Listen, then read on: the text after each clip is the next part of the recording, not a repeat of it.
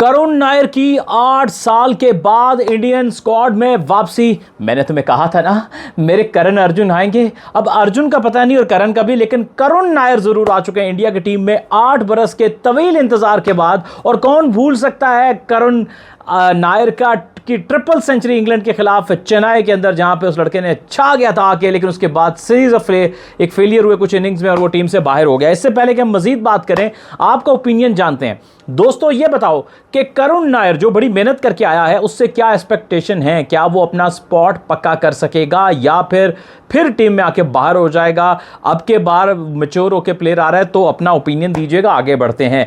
India ने अपने test squad का ऐलान किया इंग्लैंड के खिलाफ और उसमें काफ़ी सारी तब्दीलियां हुई, जिसमें अर्शदीप सिंह और साई सुदर्शन पहली मरतबा इंडिया के लिए सिलेक्ट हुए टेस्ट क्रिकेट में। बल्कि साई सुदर्शन तो अब आ गए हैं काफ़ी मेहनत के बाद। और फिर शार्दुल ठाकुर की वापसी हुई है। बहुत सालों के बाद विराट कोहली और रोहित शर्मा के बगैर इंडिया को टेस्ट मैच खेलेगी और मोहम्मद शमी भी जगह बनाने में कामयाब नहीं हुए हैं। इससे पहले कि हम टेस्ट स्क्वाड की बात करें, स्पेशली जिक्र करेंगे हम करुण नायर का। बहुत मेहनत की, जब आए थे तो एक इम्पैक्ट डाला था करुण नायर ने और वो ट्रिपल सेंचुरी आप सबको याद होगी कि इंग्लैंड के खिलाफ। लेकिन उसके बाद जो गवास्कर बॉर्डर सीरीज़ हुई थी उसमें ऑस्ट्रेलिया के खिलाफ सीरीज़ ऑफ फेलियर हुए कुछ 4-5 इनिंग्स में। तो उसके बाद सेलेक्टर्स ने कहा भैया ये रास्ता है और उन्होंने बिल्कुल टीम से बाहर कर दिया। उसी साल IPL में भी कुछ खास नहीं कर सके थे करुण नायर और उसके बाद दुलीप ट्रॉफी में भी नाकाम रहे और कोई वो साल ठीक नहीं गया। और फिर कहीं खबरों से खो गए, मेन मंजर आम से चले गए भैया साइड पर कहीं, और प्लेयर आ गए, उन्होंने जगह ले ली, उनकी बात होने लगी और ये कहीं जो पसे मंजर में चले गए। इसी सब के बीच में तब्दीली कहाँ आती है? तब्दीली वहाँ आती है कि जब करुण नायर ये फैसला करते हैं कि वो कर्नाटका स्टेट को खैराबाद कहेंगे, थैंक यू कहेंगे, और वो चले गए विदर्भा में।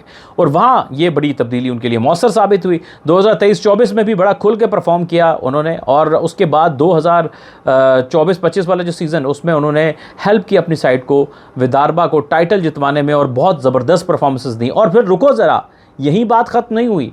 इन्हीं 2 सालों में 2023-24, 24-25 इसके बीच में जो काउंटी चैंपियनशिप है वहाँ पे भी करुण नायर ने ठीक ठाक रन्स किए और खूब स्कोर किए रन्स और अपने केस को और स्ट्रॉन्ग किया इस सब के बीच में। और फिर लोग फैंस इन इंडिया उनकी बात करने लगे और ये खबर चलने लगी कि करुण नायर का लगता है कि रिवाइवल हो रहा है और उनको एक सेकंड लाइफ लाइन मिलने वाली है, और या उन्होंने अपने करियर को री इन्वेंट किया है और उनकी बात होने लगी अमंग द फैंस इंडिया में कि उनकी वापसी होनी चाहिए। उनके लोग नाम लेने लगे उनके प्रोबेबल्स में।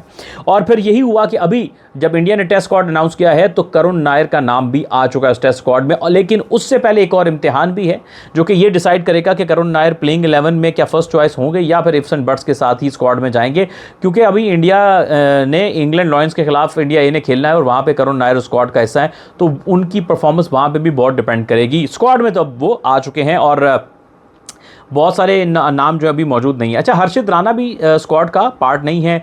इस बीच में जो रविचंद्रन अश्विन जो गवास्कर बॉर्डर सीरीज़ का हिस्सा थे वो भी रिटायर हो गए, तो वो भी अब इंडियन टीम का पार्ट नहीं है। तो आप ये कह सकते हो कि अब एक नया एरा स्टार्ट होने जा रहा है इंडिया के क्रिकेट का, जिसमें ना अश्विन है, ना रोहित हैं, ना विराट हैं, और रविंद्र जडेजा भी मुझे लगता है कि कुछ अरसे में वो भी रिटायर हो जाएंगे। तो काफ़ी सारे नए नाम हमें देखने को मिलेंगे इस सब के बीच में। सो चलिए एक बार पहले नामों को देख लेते हैं कि कौन कौन से नाम हैं जो सिलेक्ट हुए हैं और उसके बाद फिर मजीद इस पे बात करेंगे। सो अगर हम नेम्स को देखें यहाँ पे तो इसमें इंडिया की साइड्स हमें काफ़ी अच्छी दिखाई दे रही है, स्ट्रॉन्ग साइड हमें दिख रही है, जिसमें शुभमन गिल को कप्तान बनाया। एक उनकी अपनी टेस्ट क्रिकेट में इतनी प्रोमिनेंट जगह नहीं थी, लेकिन अब कप्तान बने, डबल रिस्पॉन्सिबिलिटी है, तो देखना होगा कि शुभमन क्या करते हैं। यशस्वी जायसवाल हैं, KL राहुल हैं, ऋषभ पंत हैं, wicket keeper second wicket keeper Dhruv Jurel हैं, रविंद्र जडेजा, कुलदीप यादव, जसप्रीत बुमराह, सिराज, आकाशदीप, प्रसिद्ध कृष्णा, साई सुदर्शन, और फिर अभिमन्यु अस्वरान, ये भी अच्छे ओपनर हैं। करुण नायर आए हैं, नीतीश कुमार रेड्डी हैं, वाशिंगटन सुंदर हैं, शार्दुल ठाकुर, अर्शदीप। फास्ट बॉलिंग की ठीक ठाक फौज इंडिया लेकर जा रहा है। उनको पता है कि कैसी कंडीशंस होती हैं वहाँ पे इंग्लैंड में, और एक बड़ा कड़ा इम्तिहान होगा ये इस वक्त इंडिया का। इसमें बीच में मुझे खुशी हुई है साई सुदर्शन की, क्योंकि इस पे इंडिया ने काफ़ी इन्वेस्ट किया है। इसको इंडिया की जो पाथवे क्रिकेट, फिर क्रिकेट काफ़ी खिलाई है, इमर्जिंग एशिया कप में भी खिलाया और बड़ा अच्छा प्लेयर है। ये अभी आईपीएल में भी देख रहे हैं अच्छा कर रहा है, लेकिन वो कुछ स्लॉगिंग नहीं करता, वो ऑन द विद मेरिट पे शॉट खेलता है, प्रॉपर क्रिकेटिंग शॉट खेल के अपने रन को करता है।